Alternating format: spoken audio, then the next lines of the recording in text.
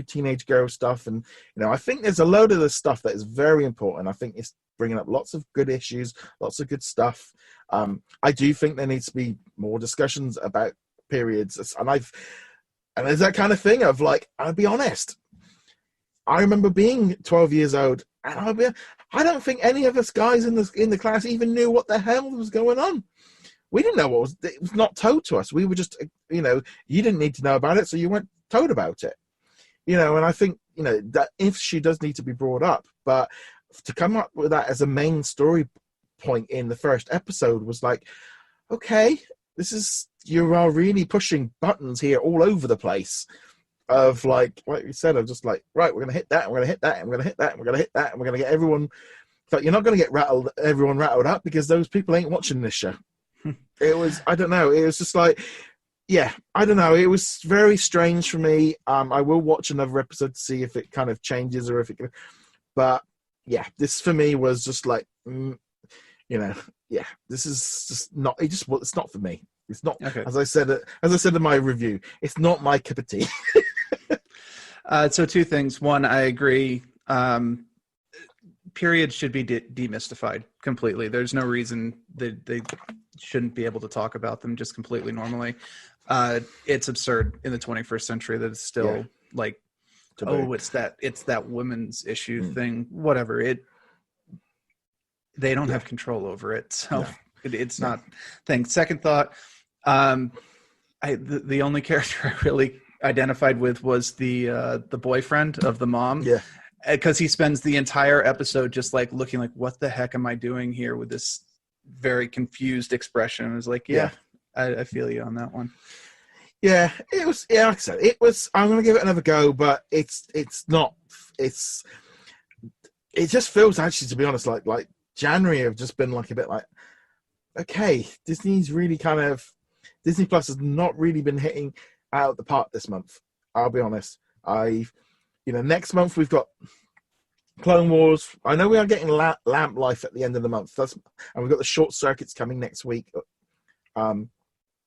But yeah, just as a whole, I just feel like it's been a bit of a few weeks since The Mandalorian, and yeah, it's just a shame because, in all honesty, right now this show, the Diary of a Future President, should be the flag bearer for Disney Plus right now, and I don't think this show can be. No, it not for the product as a whole. I mean, there's a specific audience that it's for, and I'm sure it'll be fine with that, just like High School the musical was. But yeah, it's not you need to subscribe to Disney Plus right now to watch Diary of a Future President. No, that's there are very few people who are going to be saying that. No, and it's like now I'm sitting here and there's not one member of my family or any of my friends I would recommend them to watch this show, and that ultimately is not good. I mean, even like my teenage staff that work for me in real work, in the real life, I wouldn't be telling them to watch this because it's way below their level of just like I wouldn't. Yeah, and that's ultimately. Whereas I could say to somebody, we were having a discussion. I said, "Oh, High School Musical is a lot of fun. Just watch it. When it comes out over here." Yeah, this one's just not going to do that. But if we are wrong and you enjoyed it, let us know in the comments, because I'd love to hear. This is one of the things I would love to hear somebody else's opinion, because I've read a few reviews after I kind of wrote mine and going, am I on the same track? And they're all praising it, and it's like, okay, I just feel like I almost felt like, and then I spoke to you, and I'm like, maybe it was just it wasn't. But I'd love to hear your thoughts on it, if you agree with us or not. Civilly, please. Yeah, civilly. This is.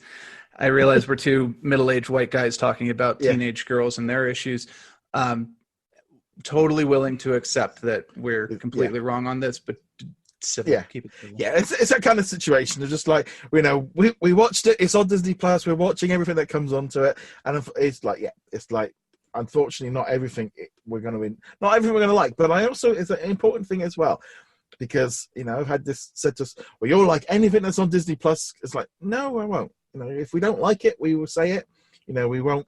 We're not going to sugarcoat just because it's on Disney Plus. We don't think everything is fantastic, and that ultimately is where it's going to go. But moving on from there on to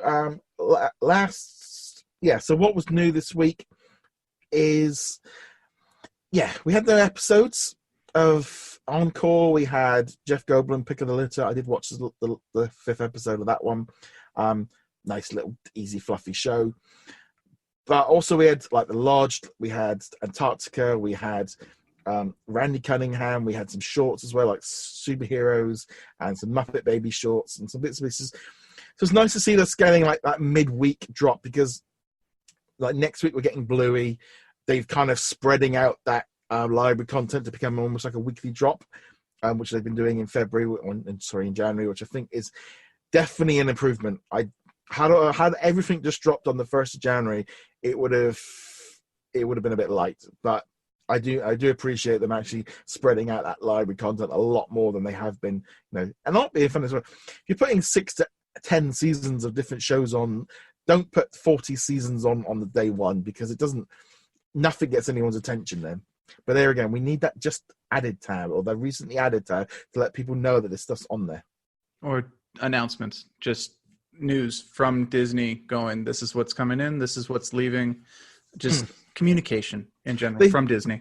They put up this like weird like image, like showing out like some text of what everything that's been added, like on Fridays. And one thing they did add, which was really strange, was High School Musical, the series, got sing-along versions added as a separate season. It's like separately away. And then they added a load of extras for each of the original episodes. And you're like, why wasn't this done at the same time? And then it's like the sing-along versions going, well, most of the episodes have only got like 1 or 2 songs in it. It doesn't really... It's like, could that not have been in the extras? Did it need to have its own separate section? It's like High School Musical now. You go into the originals thing. There's now like 3 of them for the same show, because there's a special. And there's this... It's really stretching at this point. I was trying to fill out that originals section a little bit.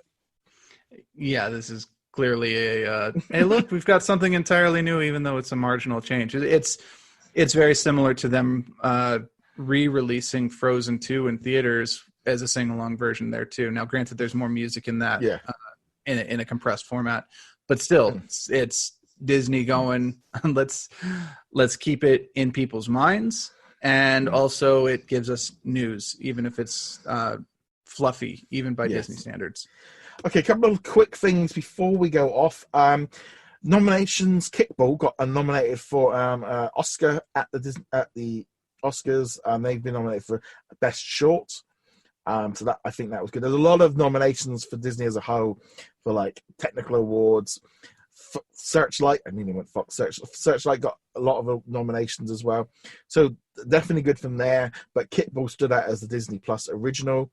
Also, in things not so good, The Finest Hours got removed from Disney Plus, again with no notice, no acknowledgement of where it went, no acknowledgement of where it is, no acknowledgement of when it's coming back. Again, Disney just have to fix this, because they have to get a better grip on it, because at the minute everyone is like, like we are all saying, well, this movie's gone, because the minute someone's removed, people are messaging, and it's like, say it's expiring. We did it last night. We went on to Now TV, checked that the Good Doctor when it was expiring. Have we got enough time to watch it before it goes? Do we have to bulk up? I did the same. Went on, saw The Watchmen, saw that it was expiring in like 10 days. Right, no point starting this. It needs to be in there that it's expiring, and also needs to, if you take it away, put a card up or leave it on there and say when it's coming back, or it's temporarily been removed. They can't keep just whipping stuff off and hoping that nobody notices, because it just looks bad. And people are on social media. I mean, the minute this goes up, everyone is just like, they should be adding stuff. They're not adding enough, let alone taking stuff away. And it's like, things get removed. We know that, and we know contracts and all the rest of it, but they've got to be much more open about it. I think they underestimate how much goodwill you can kind of build up simply by being honest and upfront about these things. Hey, The Finest Hour is going away from Disney Plus. It will be back. Their prior contract obligations. They don't even need the contract. Just, it's coming back at some point. Most people are willing to just, oh, all right, we understand. Or even if we don't understand, thank you for telling us. Yeah. It's one of those things, because it's one of those things for Disney Plus where they put up all those movies that are coming to the US in years, because they're, and it says, coming on this date. And there's a bit of an argument of people kind of going, why do they put it on there? I get all excited. I see a movie on there and I click on it and it's not available and it shouldn't be. And then there's the counter argument going, yeah, but they are telling you up front that Maleficent is not going to be on there until October. Flat out just saying it. They put on there like Toy Story 4 is coming February the 5th. But good, put it in there. I mean, I do think it should have a coming soon section so you can kind of see it a little bit easier and it doesn't come up in your search results maybe when you're looking for it in the same way. But they're being open about that, and they're being open about these movies. The thing is, most of those movies are available in other regions, so they're into the system. They're blocked in somewhere, so they're in the Disney Plus filing system, so they've just changed the date. But America seems to be getting hit the worst with the contracts, because of the other, like Australia and Canada and stuff, do not seem to be being hit anywhere near. Well, I've had no reports of a movie being removed from any other country yet. Other than, I think, Adventures in Babysitting got removed from the Netherlands because of a swear word. But generally, no other countries, and it's again, all down to existing contracts. And I think there were so many more in play in the US than anywhere else.